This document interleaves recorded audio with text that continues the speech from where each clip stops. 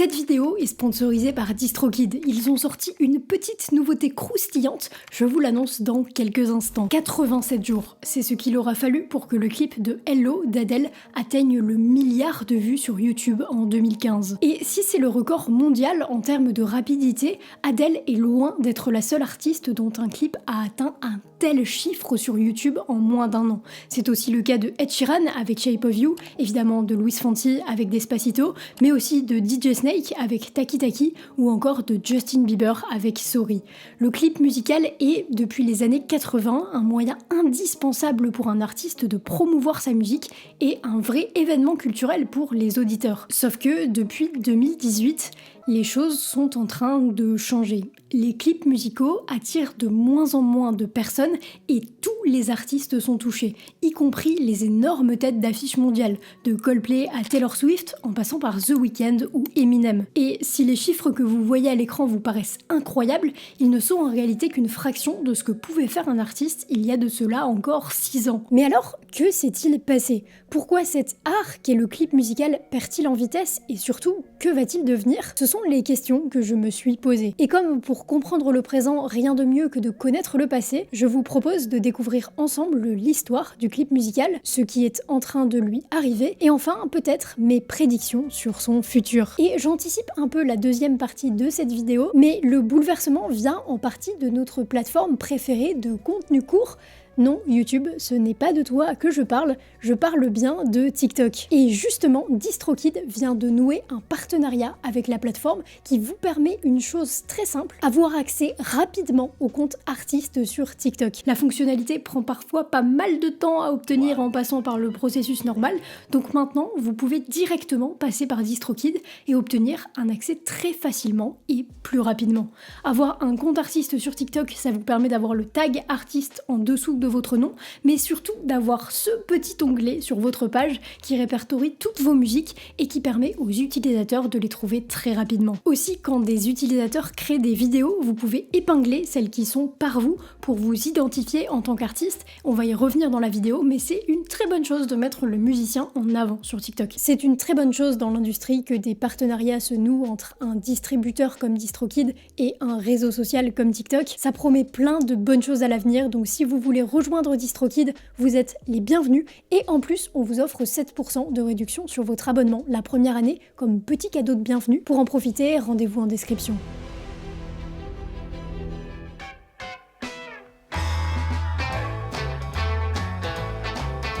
Non, le clip musical n'est pas né avec MTV. Comme ça, on commence sur de bonnes bases, vous et moi. En réalité, le premier clip musical, c'est ça.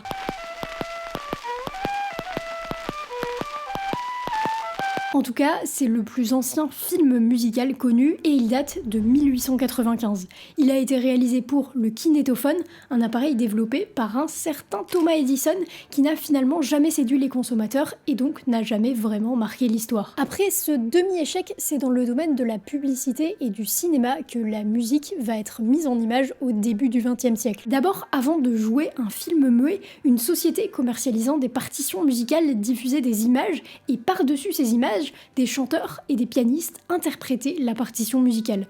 Mais surtout, en 1927, The Jazz Singer, ou le chanteur de jazz, est diffusé au cinéma et c'est le premier film avec du son, à la fois des dialogues, mais aussi de la musique. Enfin, en réalité, un an auparavant, le même réalisateur avait déjà créé Don Juan, dans lequel il y avait déjà de la musique, mais l'histoire retient The Jazz Singer à cause principalement du dialogue. Pour l'instant, c'est donc très lié au cinéma plutôt qu'à la musique, mais c'est normal parce que la musique enregistrée n'est pas encore très au point. Cependant, une bonne dizaine d'années plus tard, dans les années 40, une tentative se rapprochant un peu plus du clip tel qu'on le connaît voit le jour avec les Soundies.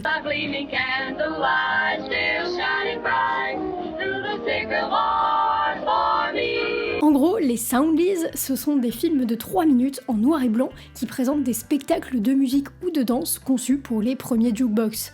Les jukebox, c'est ça. Ça se trouve dans des bars, dans les restaurants, surtout en Amérique, et il faut insérer une pièce de monnaie pour avoir accès à un petit film.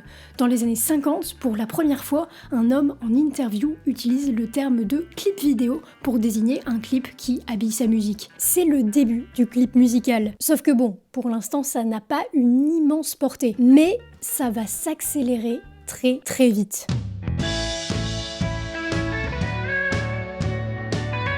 En 1964, une émission que vous connaissez sûrement voit le jour, Top of the Pops, diffusée sur la BBC. En gros, c'est une émission musicale qui invite les artistes à interpréter une de leurs chansons les plus populaires et qui diffuse aussi les musiques des charts anglais avec leurs clips. Parce que pendant ce temps, les clips tels qu'on les connaît sont en train de se développer et d'aider les artistes à se développer. The Kinks sort par exemple Dead End Street, un clip dans lequel les membres du groupe se transforment en croque-mort et où à la fin la personne sort du cercueil. D'ailleurs, pour l'anecdote, ce clip est interdit par la BBC.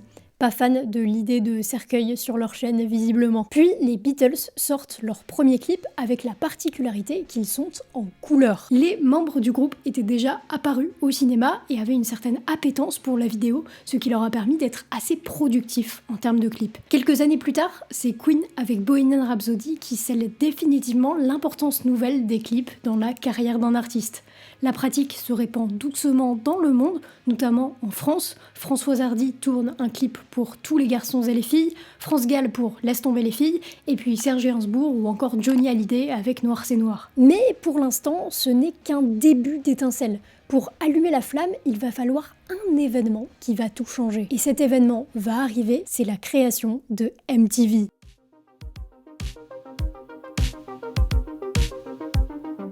Ladies and gentlemen, rock and roll.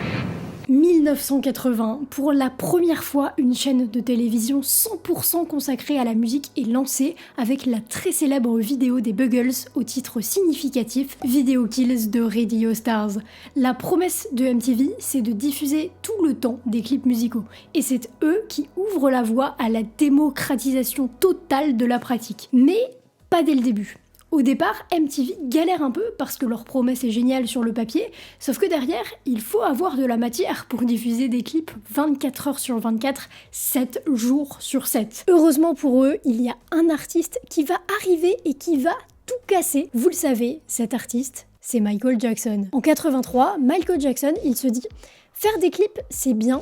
Mais est-ce que faire un court-métrage, ce serait pas mieux? Et c'est comme ça qu'est né Thriller, et Thriller va avoir un impact sans précédent. D'une part dans la programmation de MTV, qui globalement ne diffusait pas d'artistes noirs, selon eux pour une question de choix artistique, plus probablement pas pour une question de choix artistique, mais surtout d'autre part en mettant autant d'argent et en diffusant un clip si qualitatif, Michael Jackson a tiré toute l'industrie vers le haut et il a tout changé, vraiment. Déjà, il a créé un marché, à lui tout seul, ouvrant ou plutôt enfonçant la voie de la location et de la vente de cachettes VHS, puisque les fans voulaient visionner Thriller quand ils le voulaient, et pas seulement quand MTV diffusait le clip. Il a introduit la notion de making-of, et aussi, de par la rentabilité de Thriller, il a montré aux maisons de disques et aux artistes que c'était rentable de produire un clip, parce que les ventes d'albums après Thriller ont explosé. Et à partir de là, dans l'industrie, tout le monde se dit ok, on va mettre les moyens. Et plein de clips vont en découler. Sledgehammer de Peter Gabriel, Take On Me d'A.A., I Wanna Dance With Somebody de Whitney Houston. Il faut comprendre aussi que le regard du public change dans ces années-là. Une des difficultés rencontrées par MTV au départ, c'est que c'était tout nouveau pour les gens de regarder des clips musicaux quotidiennement à la télé, et qu'on ne change pas les habitudes profondes de consommation de la terre entière en claquant des doigts. Là, avec de vraies œuvres artistiques, l'intérêt du public pour les clips augmente et la sortie d'un clip devient un événement, quelque chose qui suscite de l'excitation. En 92, MTV lance les MTV Unplugged, la chaîne est en train d'écrire l'histoire, de créer des moments de réunion et de sceller des moments de culture dans la tête des gens. Sauf que malheureusement, en coulisses, des fractures commencent à fragiliser MTV, qui, malgré les apparences, a en fait toujours été un peu fragile. Et ça va s'effondrer.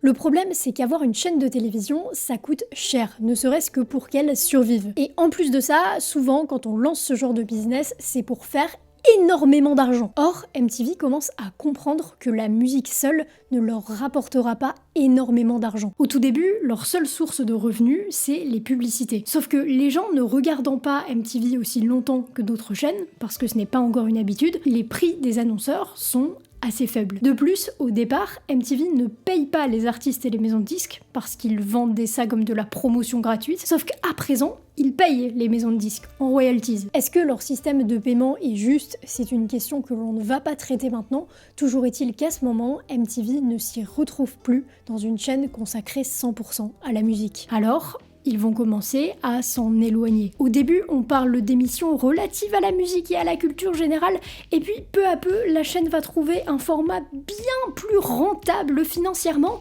la télé-réalité. T'es une fille, t'as pas de shampoing. Allô? Et à partir de ce moment-là, ils vont globalement faire reculer drastiquement la part de musique sur la chaîne pour finir carrément par se renommer MTV au lieu d'initialement MTV Music Television. Et là, la pratique du clip musical aurait pu vraiment en prendre un coup, voire un coup fatal. Mais c'était sans compter l'apparition d'un nouveau moyen de diffuser des clips, et d'un moyen qui va tout changer une nouvelle fois dans le monde de la musique. Vous êtes actuellement dessus, mesdames et messieurs, sous vos yeux ébahis, la naissance de YouTube.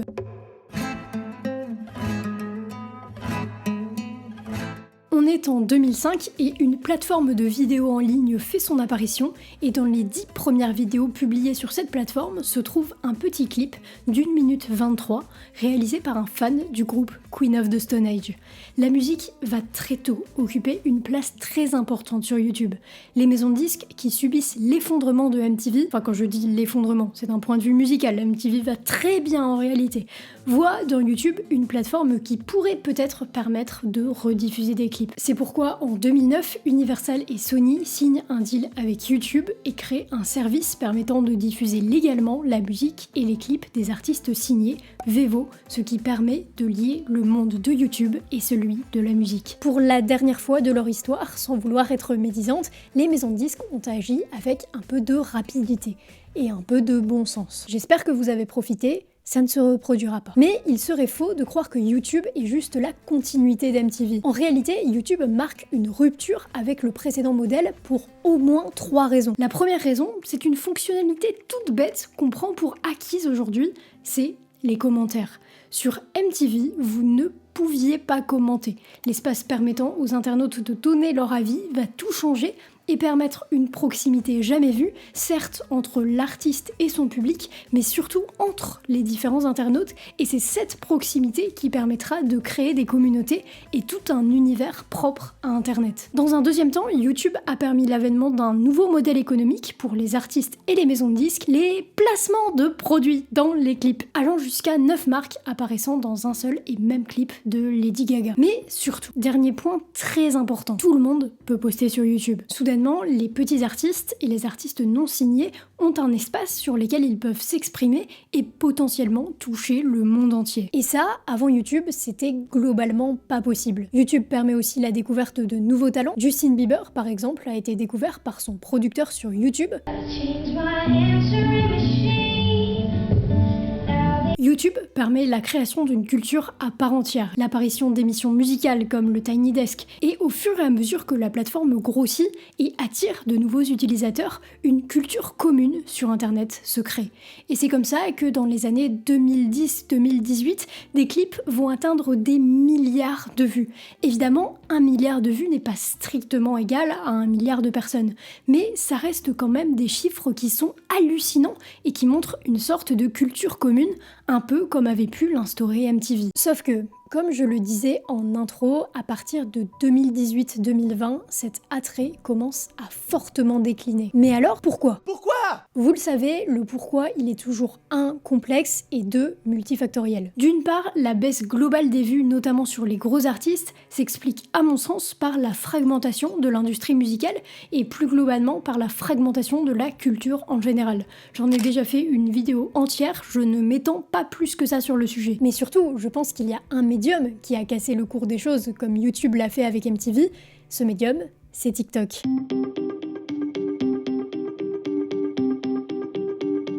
Le clip, à la base, c'est du marketing. La raison pour laquelle les artistes font des clips à l'origine, c'est pour promouvoir leur musique, notamment à la télé. Et aujourd'hui encore, les clips sont produits pour la même raison. Avant tout, c'est pour la visibilité. C'est pour ça qu'on sort des clips pour les singles. C'est une pratique un peu particulière puisque c'est un mélange très subtil entre marketing et art, puisque le clip en lui-même est devenu un art. Le produit fini est une forme d'art. Sauf qu'avant tout, c'est un moyen de promotion. Et aujourd'hui, où est-ce que les artistes, signés ou non, font leur promotion? Principalement sur TikTok. Et c'est là-bas que les changements sont en train actuellement de se mettre en place. TikTok et le contenu court de manière générale se substituent aux clips. YouTube n'est plus la priorité des artistes. Ça s'observe déjà et il y a un cas d'école pour ça, c'est Connor Price. Connor Price, c'est un artiste entièrement indépendant, écouté mensuellement par 8 millions de personnes sur Spotify et qui n'a sorti que très peu de clips sur YouTube et des clips très peu intéressants visuellement. Le gros de sa communication visuelle se passe sur TikTok où il fait des vidéos spécifiques au quotidien conçues pour mettre en avant sa musique. En gros, il a plusieurs personnages qui sont en studio, sa vidéo commence par un petit sketch, puis enchaîne sur sa musique de manière fluide. Ça lui permet de faire avant tout du divertissement, ce pourquoi est conçu TikTok, et à la fois de mettre en avant sa musique pour que les gens aillent l'écouter sur les plateformes. D'ailleurs, ce n'est pas lui qui a eu l'idée de son concept, c'est sa manageuse qui est aussi sa femme et qui travaille dans le marketing. Rien de vraiment surprenant. Le truc, c'est qu'il n'a en fait que très peu de raisons de mettre des moyens dans un clip YouTube. Son audience a du contenu de lui tous les jours, mettant en avant sa musique, il fait des concerts qu'il remplit, pourquoi il irait faire des clips poussés sur YouTube? Et là, vous êtes peut-être en train de vous dire, mais Lovie, t'as complètement craqué, une vidéo TikTok ne va pas remplacer un clip sur YouTube. Et en fait, ma réponse à ça, c'est que déjà ce n'est pas une substitution complète, j'y viens, mais surtout, ma réflexion s'appuie sur les générations. Les enfants et adolescents des années 80 et 90 ont grandi devant MTV. Ce sont les générations MTV. Les enfants et adolescents qui ont grandi dans les années 2000, ce sont les enfants de YouTube.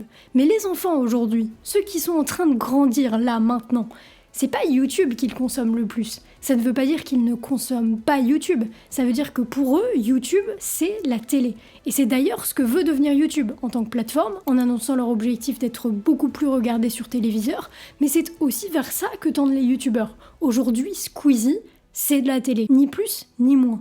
Mais du coup, le nouveau médium des jeunes, leur médium à eux, vous l'avez, c'est TikTok. Et c'est un réseau qui, tout comme YouTube, apporte ses propres codes et sa propre rupture. Par exemple, avec la facilitation du contenu créé par l'utilisateur, le fait que tout le monde puisse reprendre 15 secondes d'une musique pour danser dessus. Produire un clip a avant tout un objectif de promotion, et cet objectif de promotion peut être bien mieux rempli en lançant une tendance sur TikTok ou en faisant des petits clips humoristiques, comme le fait Connor Price, plutôt qu'en mettant 10 000 € gros minimum dans une production de clips à destination de YouTube. Ça, c'est le changement qui est en train de s'opérer dans l'industrie actuellement. Maintenant, allons plus loin. Et là, c'est strictement personnel. Mais pour moi, il peut se passer deux choses. Voici mes prédictions pour le futur des clips.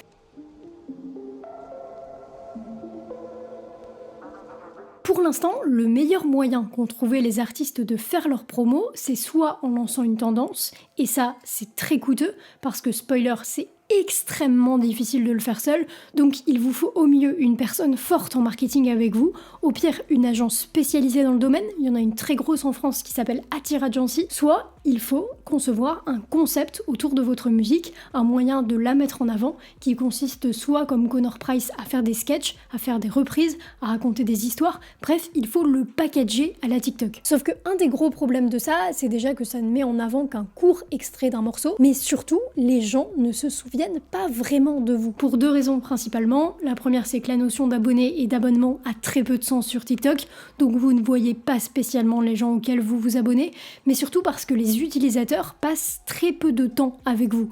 Leur temps d'attention est fragmenté entre plein de créateurs, à l'inverse de YouTube, où le temps de visionnage d'un clip, par exemple, est supérieur. Sauf que TikTok a pour objectif d'allonger la durée de visionnage. Aujourd'hui, on peut télécharger sur la plateforme des vidéos qui vont jusqu'à 30 minutes. On n'a pas encore de vidéos de 30 minutes qui fonctionnent sur TikTok. Par contre, il y a déjà des vidéos de 3 à 10 minutes qui font des chiffres incroyables. Et si personne, à ma connaissance, n'a encore téléchargé une musique de 3 minutes, une musique entière sur TikTok et rencontré du succès, je pense que je peux mettre ma main à couper que ça finira tôt ou tard par arriver. Je parle de ça à assez long terme, mais à mon sens, c'est assez improbable que d'une manière ou d'une autre, la musique en entière, et non pas des extraits de 30 secondes, n'arrive pas sur TikTok au vu de la direction que prend la plateforme.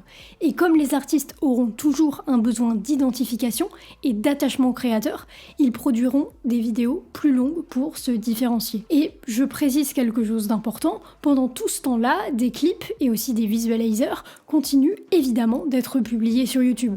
Tout comme MTV continue de passer des clips, YouTube continuera d'être une plateforme importante pour les artistes, notamment parce que de nombreuses générations y sont attachées, ceux qui ont grandi devant YouTube, mais aussi maintenant une audience plus âgée qui a compris et adopté la plateforme. À la suite de tout ça, si vous êtes arrivé jusque-là, merci de m'avoir écouté. Je voudrais finir sur une conclusion avec un peu de recul. Je sais qu'on est parfois tenté, et moi la première, de critiquer ces évolutions. Mais je pense qu'il faut qu'on garde en tête que chaque évolution a eu justement son lot de critiques. MTV, à l'époque, était critiqué notamment par des gens au sein de l'industrie musicale. Mais le pire qu'il puisse nous arriver, en tout cas moi à titre personnel, c'est d'être fermé à la nouveauté. Le monde s'accélère depuis déjà des décennies, et si on veut survivre, si on veut évoluer sans être des personnes aigries, il faut rester en alerte et toujours ouvert au monde. Ça ne veut pas dire que toute la nouveauté est bonne, et ça ne veut pas dire qu'il faut prendre le monde comme il vient sans prendre de recul vis-à-vis de celui-ci, mais simplement garder à l'esprit que le monde avance, avec ou sans nous, et qu'il ne nous attendra jamais. Merci à vous de m'avoir écouté, c'était Lovie, je vous dis à la semaine prochaine, prenez soin de vous.